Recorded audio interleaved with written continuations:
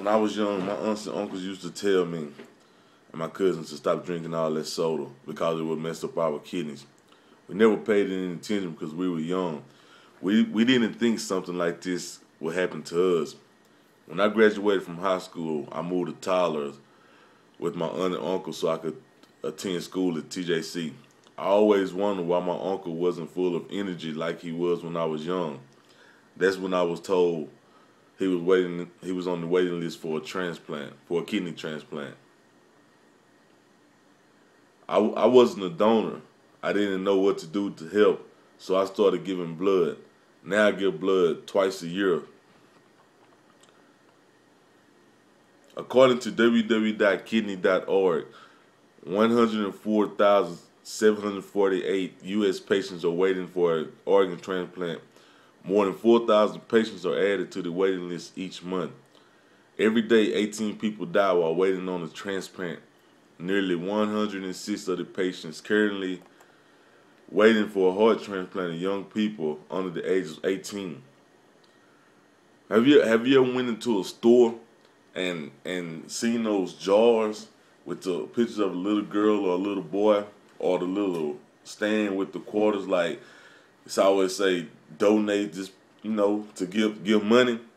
Every time I buy something at a store, I take my change, no matter how much it is, with it being $5, $10, I always put it in that jar. Try to help people that's unable to afford kidney transplants, or just to give, or to put 50, 75 cents or $1 in those little quarter slot machines, just to help people out, that can't afford these things. Because of the lack of available donors in this country, 4,573 kidney patients, there are 1,506 liver patients, 371 heart patients died in 2008 while waiting for life-saving organ transplants. All hospitals are required by law to have a required referral system in place. Under this system, the hospital must notify the local organ procurement organization, better known as OPO, of all patients' death. If the OPO determines the organs and/or tissue donation is appropriate in a particular case, they will have a representative contact the deceased patient family about the option of donating their loved one's organs and tissues. In the U.S., fewer than 25% patients with end-stage kidney disease undergo their first transplantation as their first treatment of therapy. The National Kidney Foundation is dedicated to educating kidney patients about the benefits of preemptive transplantation. When a person is able to go straight to transplant without dialysis, they usually are in good health outcomes.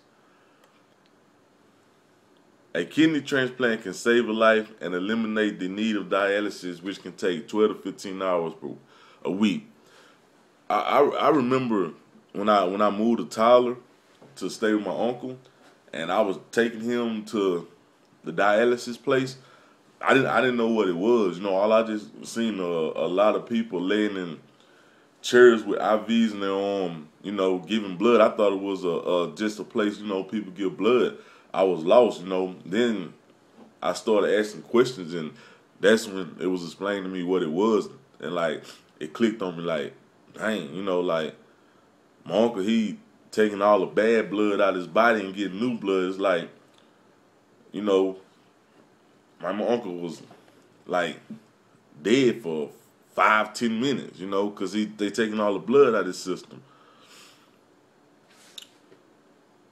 Pancreas transplant means a diabetic needs no more insulin injections, and a intestine transplant allows a person who is being fed to eat again. Heart, lung, liver transplant save lives. Corneal transplant restores lost sight. When I see my uncle who had a kidney transplant playing with his grandkids and up preaching again, it makes me happy knowing somebody out there saving my uncle's life. I didn't like seeing my uncle not moving around and having to go to dialysis 3 times a week, getting all his blood removed from him and getting it replaced. Now, When I go renew my license, I would check yes to be a donor. I would talk to my family and other friends to get them to become donors also. Think, one day it could be you or someone close to you needing an organ transplant or even blood. So do what you can to help. Thank you.